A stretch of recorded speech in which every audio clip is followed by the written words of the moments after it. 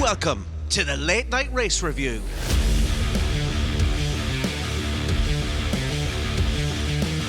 Russell shows some balls in Belgium, but then immediately gets them taken away. We take a closer look at Red Bull's recent drop in form. Is there more than meets the eye? Has SergioPerez done enough to keep his seat? We muse the question. And Sir Lewis says grazie to Toto as he takes the first place trophy. It's the Belgian GP. As always, we wrap things up with a look at our predictions game. And don't forget to support the podcast by hitting those like, follow and subscribe buttons. Welcome back to the Late Night Race Review. I'm Owen Scott, and with me as always is Dave Jericho and our big bald Brazilian Isidro Gonçalves. Lance Armstrong, Diego Maradona, Michelle Smith, the horse that won the Olympics on who was taking drugs, Paul Pogba. They've all got one thing in common with George Russell: sporting cheats. Dave Jericho, we're going to start off with the biggest scandal this year, the cheat, George Russell. Jesus Christ, that's harsh. Yeah, look, I mean, it was an absolute fuck up from the team, wasn't it? And he would have got my driver of the day, hands down. The decision he made to stay on those hard tires, I thought it was lunacy. And I thought what Mercedes were doing in terms of not switching them over was lunacy, and it was panning out nicely for them until they realized that the fat lady was singing, but she the scales weren't measuring up for her. Yeah, look, they made an absolute fucking clusterfuck. I don't know whose head's gonna roll for it, but someone certainly will. That's for sure. So for the simpletons who don't understand, explain exactly what happened post race. They do the measurements to make sure. Is it that the car is the same weight going out that it is coming back? No, so everyone has to have a minimum weight, and then so basically at the end you have to have a minimum weight after a fuel sample's been taken, and it's strange. I don't know where this changed, because like it was only yesterday I heard on the punditry saying about them taking a 2.5 liter sample, but as long as I've ever known it, it was always you had to leave a liter sample in the car. Right. So I don't really know whether that now for me, that was the first I'd heard of a 2.5 liter sample. But anyway, that's apparently what they took, and as a result of taking that sample, the car was underweight. And you could argue a whole host of conspiracies that, well, if he couldn't provide the full sample that everyone else provided, well, then he wasn't lifting and coasting and saving fuel like everyone else. He was basically had his foot to the floor more. And I mean, I doubt it. I doubt it was going to make much difference. I'll be honest, like I said, the 2.5 liter sample, maybe Isidro knows more than I do, but that was the first I'd heard of it. It was as long as I've ever known it, they've always taken a 1 liter sample that you always had to leave. That's why I used to see cars absolutely coasting back into the pits to make sure they didn't use any fuel that they didn't have to. And even at that, now that I think about it, there has been instances in the past, as far as I know, where cars have ended up stopping on the track because they didn't have enough fuel to get back. Now, actually, they might have stopped on the track. Actually, sorry. Now that I'm questioning myself here, this is where my head's at.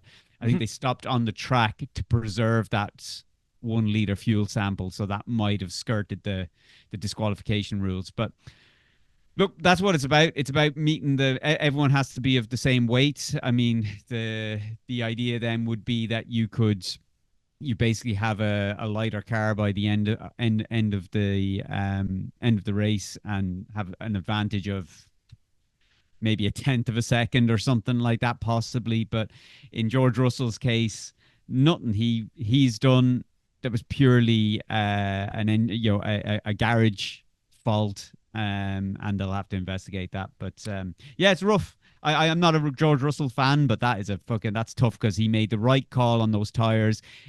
drove a brilliant race. It would have been a great result. And even for me, not as a George Russell fan, I thought it was a brilliant result purely on the decision he made. So to have it taken away like that, I think is harsh, to say the least. It was brave, Isidro, wasn't it? He really went for it, and he was fending off Hamilton, and he rightly got the win, but just unfortunate in the end. Yeah, he did a solid race considering the strategy that they took, and definitely Mercedes was not expecting to have a 1-2 race, and they definitely didn't plan that. But George Russell, he did a solid drive considering he had to defend from Hamilton almost all the part of the race, and even at the end, Hamilton could fight him and get to the first place, but I think he didn't want to risk the team to actually lose 2 cars, so it's better to finish second and then later get the first place than risk the first place or risk both cars. Yeah. Pay off some inspectors just after the race and take the win that way. Yeah, go on, Div.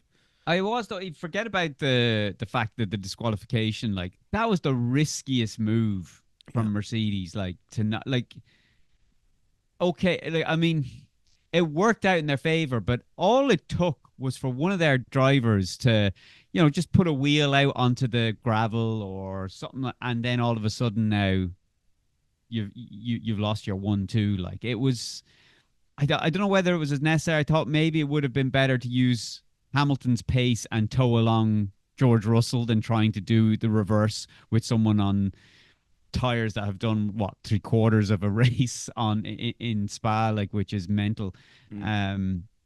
But it worked out for them. But I know we always say, oh, but if there was 2 more laps, it wouldn't have worked out for them. But I mean, there wasn't 2 more laps, so they fucking they nailed it down to the very second. But it didn't leave them any wiggle room if there was the slight, like, I mean, it was literally, you were putting your hands in, or your 1-2 in the hands of a driver who is prone to the odd mistake, but on tires that are really old and has to push really hard on them.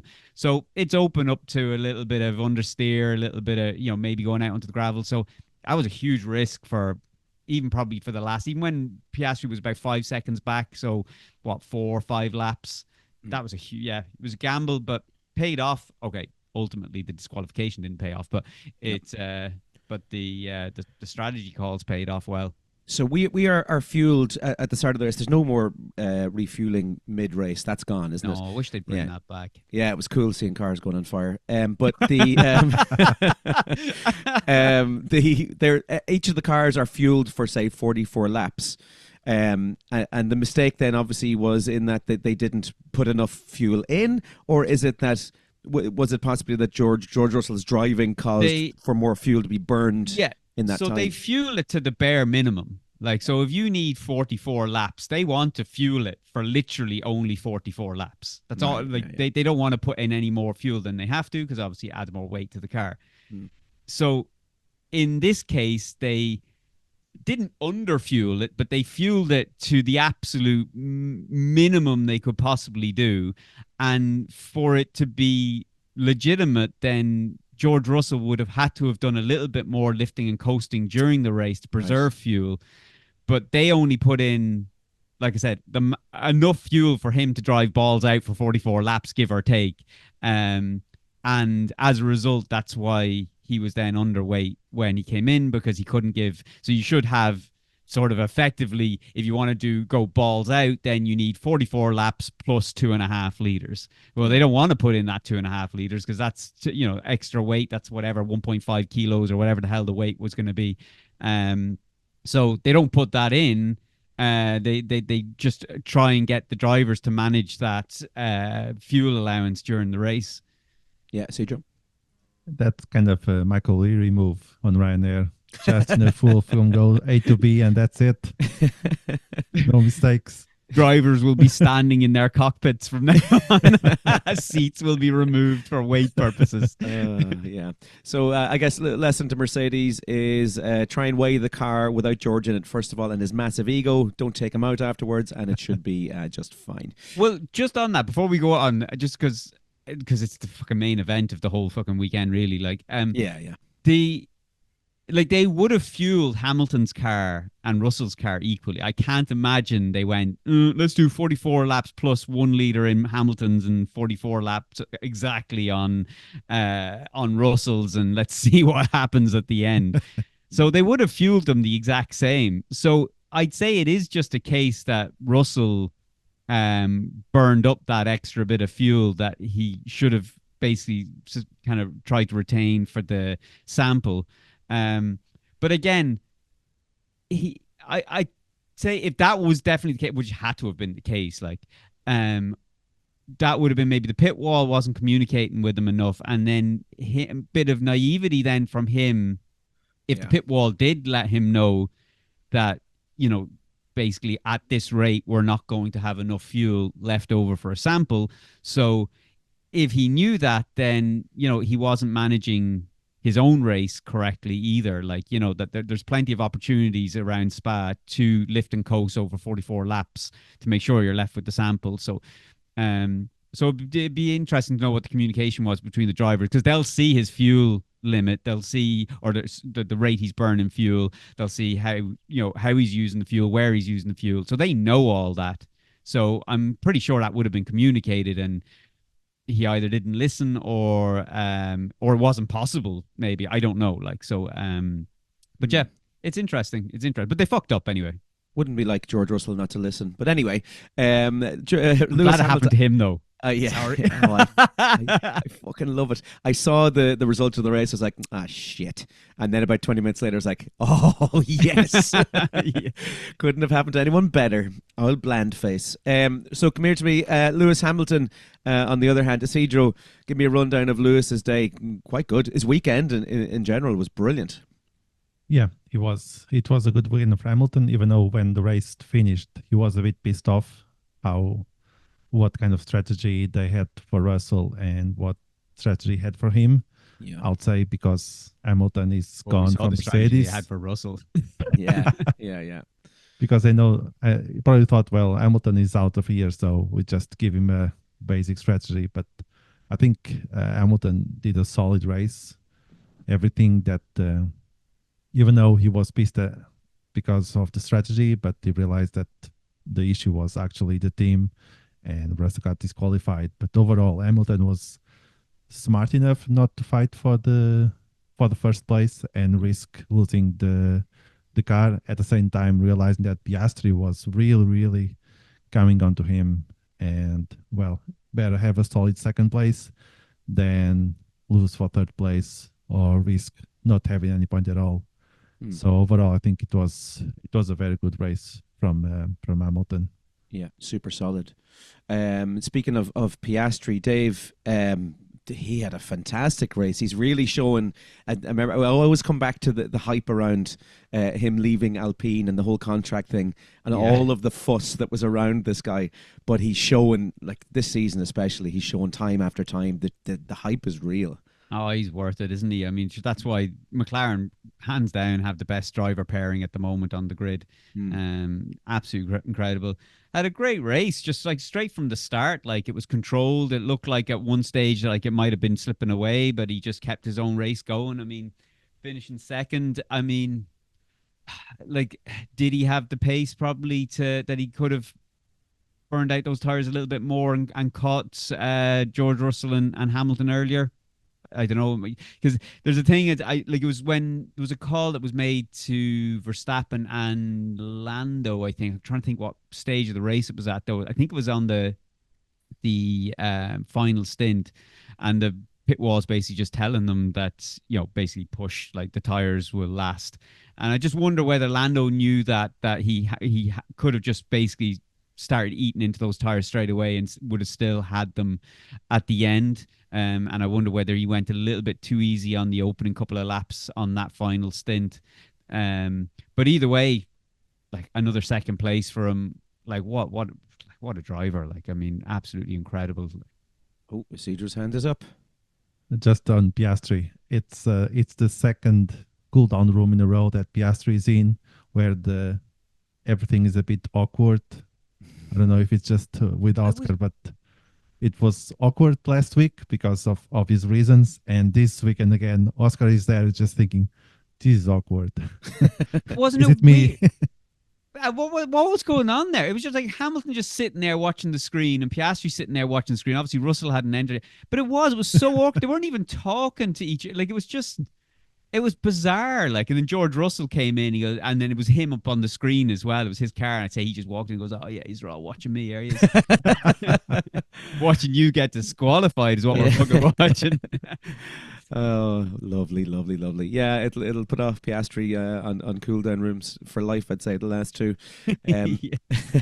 But a man that is that should have actually made the cool down room if Russell didn't finish first. Charles Leclerc is back. Great qualifying. Mr. One Day qualifying. Yeah, go on, Dave. The eyebrows raised.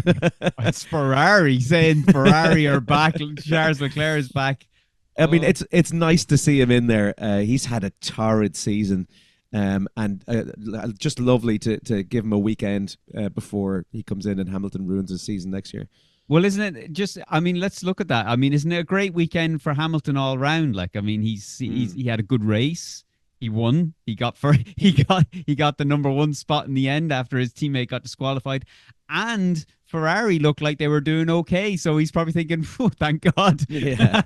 So it turned out to be a nice weekend for him all in all. A late resurgence maybe from Ferrari. Qualifying. Yeah, go on, Dave. No, Ferrari did have a great weekend. I think both of them. I think even Sainz, I thought, had pace. I was surprised that he finished where he did. But I think as well, I found that change in the DRS zone after Eau Rouge. Like, I initially was like, I think they reduced it by 75. Was it 75 meters or something like that? It's quite a big decrease in the side. But anyway, it prevented. Remember, like that straight at the back. Like, any time you were within a second just inside DRS, you were getting the overtake done. It was so powerful. So they reduced it by, I think, 75 meters or something like that. And it did make it much more difficult. You had to be within 5, maybe even 4 to 5 tenths if you were going to get that overtake done. Yeah. I'd say they could probably reduce that a little bit. Instead of the 75, they could probably have reduced that to about more like the 50 or something like that, just to give that a little extra. But because it did end up then with a few DRS trains. But that said, there was a good few overtakes kind of towards the back of the grid as well, in the area where no one gave a shit, except for the race director apparently, who just kept showing us like fucking Logan Sargent battling it out with Nico Hülkenberg or something like that. While like you've got Lando Norris within 0.2 of a second of Verstappen, and you're like, oh, is he gonna get him? And we're like, no, we're watching Logan Sargent like fucking pull his plum out over fucking Nico Hülkenberg. Like, it was. Anyway, sorry, we were talking about Ferrari. Sorry. No, we can move away from Ferrari. There wasn't really much to talk about there. It was just like, I mean, look, they had an okay weekend. I ain't singing and dancing about it. I mean, they have been absolutely fucking inconsistent all season. It's a good weekend. Qualifying was all right. Race was all right. I mean, it was just they stayed within their lane in their station. I can't get anything more excited than that. Isidro's gonna here we go blow the doors off. It's funny how you're saying that it's just fine for Ferrari. They had just a fine weekend. I mean, it's a team like Ferrari and just having an all right weekend. It's just sad at this point. Yeah, but that's all it is, isn't it? Like, I mean, you can't give them any more credit. And the fact that it's not consistent. Like after Monaco, they followed that up with another win or another podium. You'd be like, oh, okay, great. There's momentum happening, and if they kept, even if they were getting third place on in the podiums, you'd be kind of thinking, okay, grand, there's consistency. But they're just all over the place. I mean, one race they're like outside the top 10. Next thing is they're okay. They got a podium this weekend, but I mean that was obviously thanks to George Russell. But other than that. Yeah, I don't know. Ferrari have gone the way of Haas for me. I couldn't give a shit until they do. Like, get yourself fucking squared away first. Get your house in order. Yeah. It's an absolute mess at the moment in there. Speaking of messes, RedBull. I've got this is the Spanish commentator. Oh, go on. Yeah, just cut me off, Isidro. Go on. Sorry, you were saying mess and Haas. Have you seen Steiner doing the interviews? Oh, yeah. yeah, it's pretty bad. It's brutal. I liked how he asked Hamilton if he's on the if he's going to win the championship this year, and he was like, Jesus, no. Yeah, I saw that. I was like, what course the hell? not. This guy's a lunatic. Yeah, not good, not good. Someone should be writing his questions for him. They're terrible. Anyway, Spanish commentator Antonio Lobato says that I have been told that there are two teams on the grid who are convinced that the FIA has ordered Red Bull to change some parts. The drop in performance mid-season is because of one of the teams has discovered something illegal, and the FIA has told them to change it immediately. Has there been anything revealed on this, Dave? Have you heard anything? Literally the first time heard, and I didn't even hear it in any of the build-up or punditry. This is like usually that's a fairly swift thing to come out. Ted's notebook usually all over that case, so he is. Yeah. So this was a bit of juicy gossip. This was Spanish TV, and it was live on air. They were talking about this apparently, and it's just it looks like it's just rumors at the moment. He is someone close to within two teams, and he's saying that the drop in performance is because the FIA have stepped in and told them to change these illegal parts. But Verstappen, he had a 10 place grid penalty. What was that for, Dave? This is another talking point for this weekend, actually. So obviously he took an engine. He took a new engine for this weekend. Right. Okay. Outside of the allocation pool, and then so I think he ran the new engine on the race as far as and the qualifying. Ooh. Well, I think he has to, but basically he ran the engine on the Friday. Took the new engine out, put the old engine back in, and the idea was, I think, is that Red Bull felt that they're fairly they have a good history of starting with penalties. As far as I know, he's had penalties in the last 3 Belgian Grand Prix, hasn't he? Yeah, but he also had that supercar that he had the last. No, but that's what I'm saying. years. Like, so I think they thought they have that it's very track specific for them, that they do go well on this track regardless of sort of other teams catching them up. So I think they kind of got a little bit cocky and thought, do you know what? We're going to take we've started on penalties in the last 3 races or 2 races previous and won it. So let's put in the new engine, run it in the free practice 1, take the new engine out, put the old engine back in, save that new engine for a track that's not in our favor, and run this race on the old engine, which is what they tried to do. Then I heard the commentator saying that they did that. They definitely did that, and then switched the engine back again to the new engine. Now, I don't know how that works outside of curfew and all that type of stuff. I don't know at what stage they did that. But so yeah, basically new engine went in, 10 place penalty, old engine went back in. Car didn't look great, I guess, and then new engine went back in again. But be honest, I think that if you change an engine for a weekend on a Friday or a Thursday before the Friday, whichever, you should have to run it for the whole weekend. You shouldn't be unless the engine fucking blows up, but you shouldn't be allowed to do that. Basically, it allows someone to take a penalty on a track that they're stronger at. Yeah, and minimize the damage, and reduces then they the have penalty, a fresh engine to use on a track that they're weaker at. I think I know they're skirting around the rules, and that's what it's great seeing that in Formula One and stuff like that. But that I think needs to change. Even though I think ultimately they did run the race with the new engine. I don't have that confirmed, but I think I remember Crofty or one of the other fucking Sky lunatics talking about it. So if that's the case, fine. But either way, they still try to switch it out and try to make that play, which I think it shouldn't be allowed. I think that they should get ahead of that and knock that out of the rules straight away. Well, it's there, and they did it, but didn't make much of a difference. Give me a rundown, Isidro, of Verstappen's race. Considering that Verstappen... Lap by lap. Yes, every single one. Yeah. Considering that he start on the 11th position, and he finished before, I think it was a good race from him, at least better than the previous ones that we've seen him struggling and screaming in the radio. I think this time he knew that even though the car was better, we could see the qualifying. He finished point 0.5 ahead of second.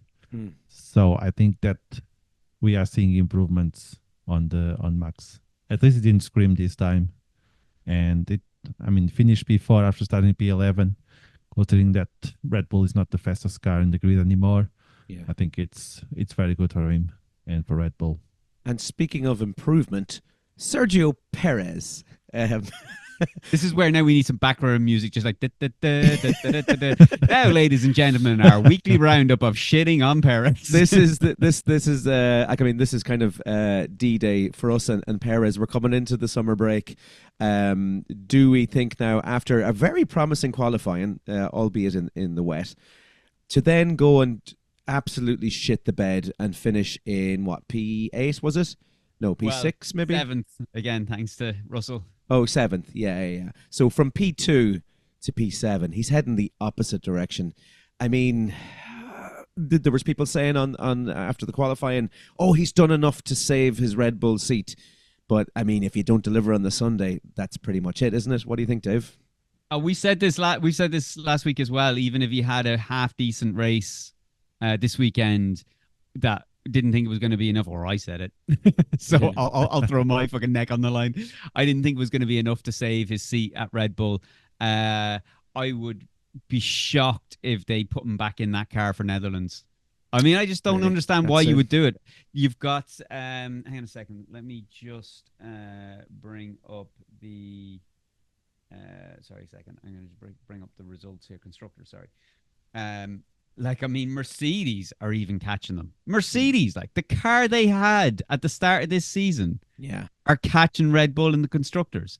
What the fuck?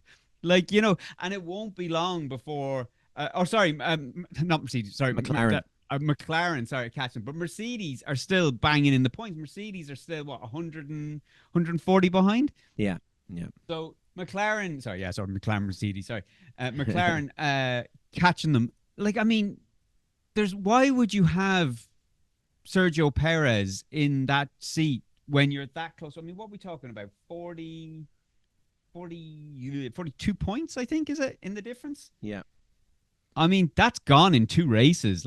If you get McLaren 1 and 2, that's pretty much gone. Even if Verstappen, gets on the podium, that lead's gone. Yeah.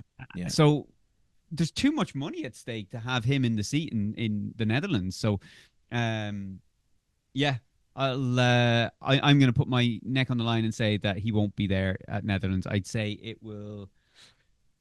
it's either, probably realistically, it's either going to be Daniel Ricciardo, I would say, or just till the end of the season. I don't think it'll be Lawson. I think it'll be Daniel Ricciardo, and then they'll put Lawson in the RB, I think. Yeah.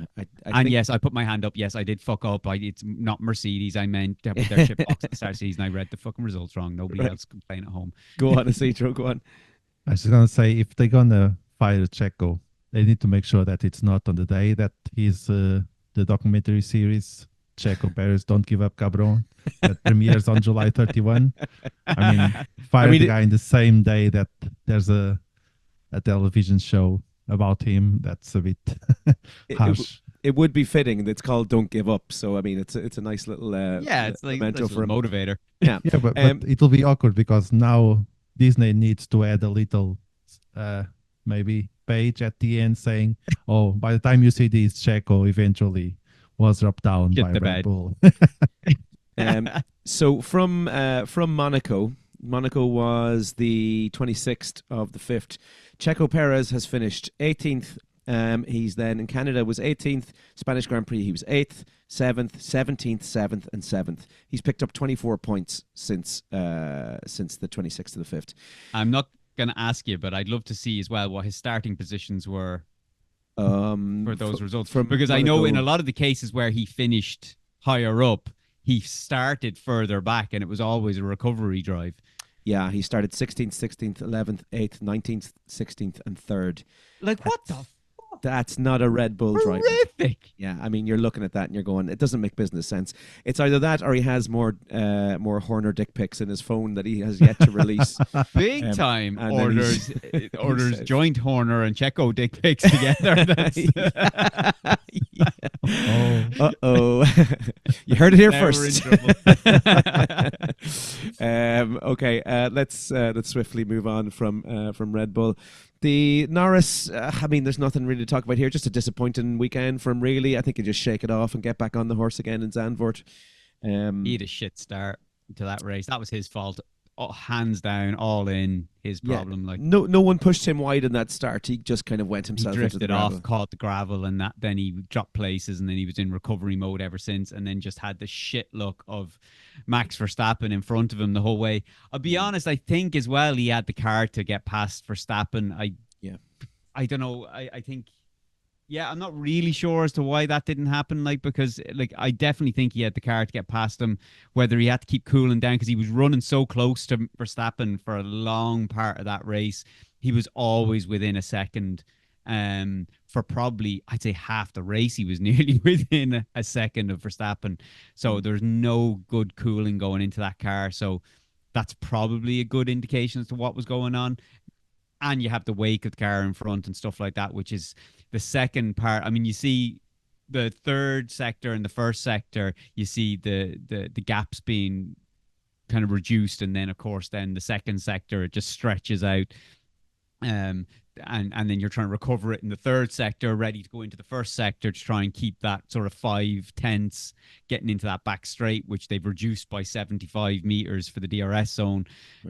So had that not been changed now, he would have easily got past Verstappen. But in the race that we had, he just, look, there's nothing much to say. It was his fault. He fucked up. He knows he fucked up. He said it himself as well, I think, after the race.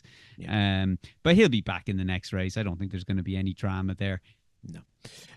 Right, David, we get on to our drivers and dicks of the day. I think there's anything else really to comment on the Belgian GP. I mean, driver of the day was going to be George Russell purely on that fucking call, but the fact that he didn't fucking save enough bloody petrol, I'm going to revoke that.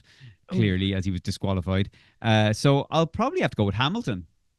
I mean, like, what more could he have done? Like, I mean, he was there. He was, he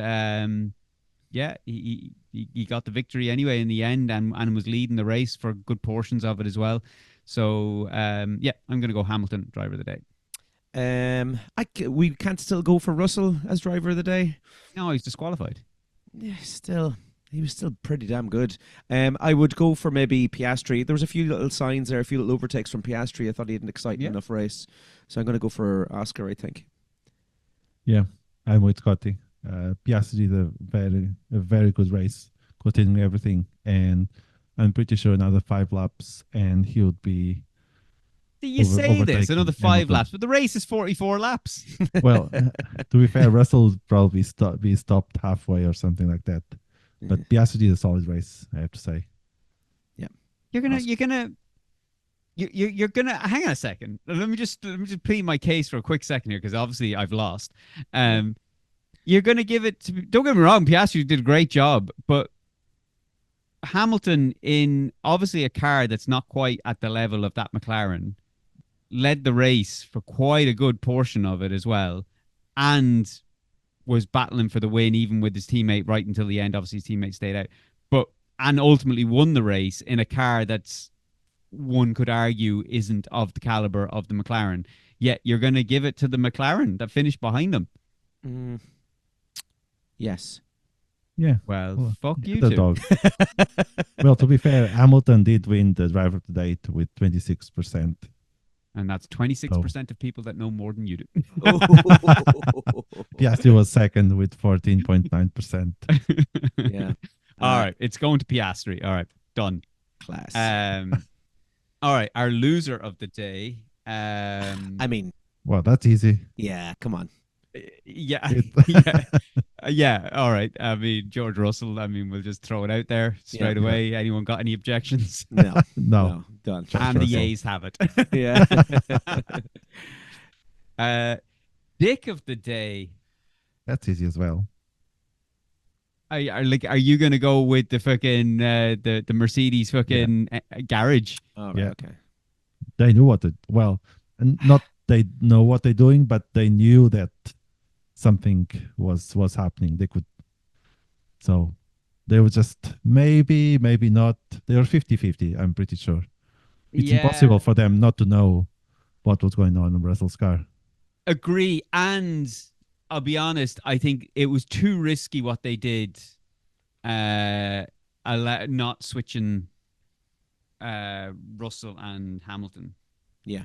Ultimately, I get it. It paid off, and everyone's probably going, well, all you'd be doing is giving up fucking Russell's win for Hamilton. Like, why would you do that? But I mean, that's in hindsight. But I mean, anything could have happened. The slightest wheel into the fucking gravel just for a couple of tenths, and you've lost those positions. And if that had happened to Russell in front of Hamilton, you could ended up losing both positions to Piastri. Like, so I don't know if that I thought was a stupid move, not a dick move, but the fuel, Toto and Mercedes. So okay, it's we'll as Toto's the head of the show, Toto's the dick of the day. Perfect. Is it time, Dave? Race predictions, ladies and gentlemen.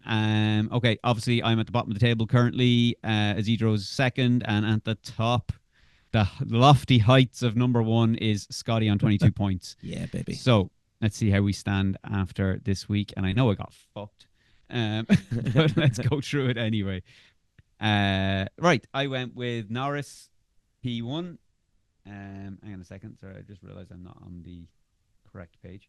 So I went with Norris P1. That did not happen. I went with Piastri P2. Got lucky there. And Verstappen P3. That did not happen. Okay. I went Norris P1. Did not happen. Piastri P2. Did not happen. And Hamilton P3. Piastri did get P2. Oh, I did. Yeah, thanks to George Russell. Okay, point for me. Cool. Yeah. Deadly. And then you went with Hamilton P3, which it didn't happen. No. He got the win. Damn. Isidro? Well, I went with Verstappen, Norris, and Hamilton. I mean, Zero. you were up against it from the very get-go with the, the 10 grid penalty. All right. Then this is where I got fucked by George Russell. I went with Lance Stroll outside the top 10. And where did he finish? 10th, thanks to the fucking disqualification. Did he? No, he finished 11th, did he? Oh, he finished 11th. Hang on. I was looking at the wrong screen. Yes, I didn't get fucked. All right, I got a point. Fucking thank God. Just about. Lance Stroll was just shit enough to give you a point. Well done. Yeah, that's fucking good enough for me. I went with a Perez DNF, and it did not happen, unfortunately. Could easily have happened. Yeah, could have done. I went with Tsunoda outside top 10. Safe bet, considering we got the 60 place grid. Yeah. He started from last year, so you'd never make happened. It. I went with... Sorry, guys, I'm yawning. I went with Hulkenberg P9. I went to lock it in, and that was so far from happening. It wasn't even funny, so that was a 0 for me. I went for easy points, and I know Isidro, you did the same as well. We went for nice easy points. I went for Alonso inside the top 10, and it did happen. It was P8, I think, wasn't it? Yeah. Yeah, something like that. And I went with Alonso top 10. A safe bet. Yeah. So that means we all scored 2 points this week, and the tables stay the exact fucking same. I'm not catching at all going into the summer break now. I was kind of hoping for a little bit more confidence going in for the next half. But anyway, all right. All I'm doing now is just managing my fuel for the rest of the season. That's exactly what you're doing. You wait to stop that disqualification at the end of the season. All right. Netherlands GP top 3. I am going with Lando Norris to fucking smack fucking Verstappen around on his home race. I will go Verstappen P2 and Hamilton P3. Interesting. I'm going to switch those around a little bit. I think Verstappen's going to have it. And I think Norris is going to go P2. So P1 Verstappen, P2 Norris. I think P3 Piastri. Yeah, I was gonna go Piastri as well, but I thought, fuck it, there's serious pace in that Mercedes now at the moment. So, yeah, okay. Isidro, who you got? I'm going Verstappen first, Norris second, Hamilton third. Yeah, we got a little bit of variation there. Yeah, a little bit, yeah. I mean, we're not fucking lighting the fucking game on fire here now with our choices, but we're getting Fuel variation. management, Dave. Fuel management. Yeah, and that's exactly what's going to be unfolding here now. So let me just crack out the results here. I mean, there's a couple of fucking obvious belters in here for flops, isn't there? Yeah. And I think I'm probably going to go with... I'm going to go with Ocon outside. Damn it. Fuck you all. You don't want to go first. Interesting. Oh. Considering that George Russell was disqualified, does he count then? Nope. Oh. Would he count as a surprise, maybe, would he? Depends where you're surprising him. Okay, so I'm going to say, Danny Ricciardo outside the top 10. Fuck's sake. I mean, there's only two choices, really. I mean, yeah, okay, I've got a good one. So we are going for the flop, right? Yeah. I'm gonna say flop. It'll be Piastri P6. It's not happening. I mean, considering that, like, considering you've gone Verstappen, Norris, and Hamilton taking up the 3 points, that gives you only. So you're talking about only a drop of 3 places for Piastri to get you fucking 2 points. Take a hike. Absolutely not. Take a hike. Okay, so Fucking Brazilians. Alonso outside top 10. Oh, Alonso, okay. yeah, I mean, that's the only other one there, isn't it? Yeah, I mean, you could have easily gone with Ocon as well. Yeah. I like the way, though, where there's a Varying it, yeah. Makes it more interesting. Yeah. All right. Alonso outside top 10. I mean, to be fair, solid chance we're all right on that one. yeah. It's fair. Now, surprise. There's nothing there, really. Well, my there's surprise one. is Piastri. Or no, sorry, not Piastri. My surprise is Perez is on the grid for the Netherlands race. No, you're not getting that. That's too likely.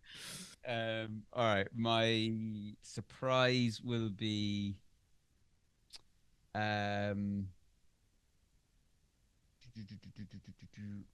fuck me. Come on, Dave, you can do it. Wow. You can do it. There's an obvious choice there, I think. Yeah, no. Yeah, it's probably the same. I'm thinking about. It's the only car that really has an engine. Oh, we're I'll not be thinking honest, about the same. anybody outside of that finished 8 and below is not guaranteed a top 10 finish. No, not guaranteed, I wouldn't say, but he's a better chance, I think, than anyone else there. I mean, you ain't calling fucking Lance Stroll, that's for fucking sure. The lad No, will be on I his wouldn't call for roof him either. before he fucking is in top 10, like.